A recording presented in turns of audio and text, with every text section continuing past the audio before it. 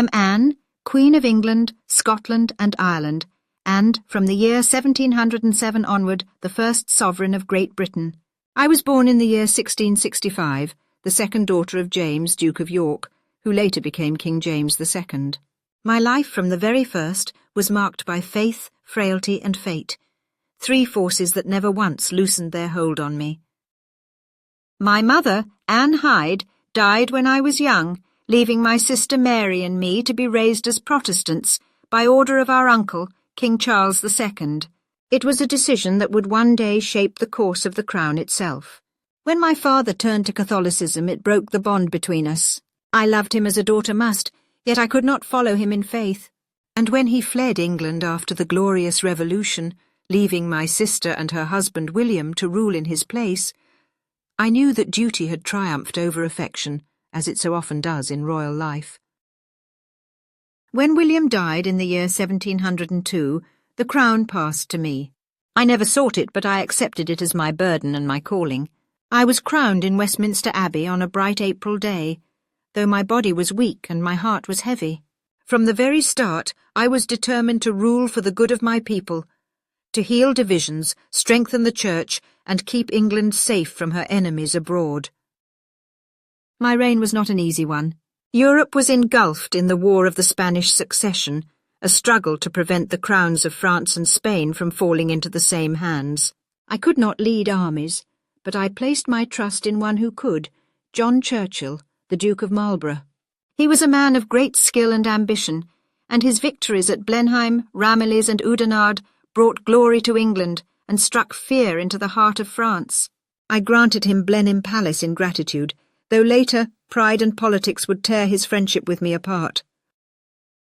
At home, a quieter but no less important battle was being fought, the struggle to unite England and Scotland. I believed with all my heart that our two nations must become one, for together we would be stronger, safer and more prosperous. And so, in the year 1707, the Act of Union was passed. England and Scotland were joined to form the Kingdom of Great Britain, with one parliament, one flag, and at last, one destiny.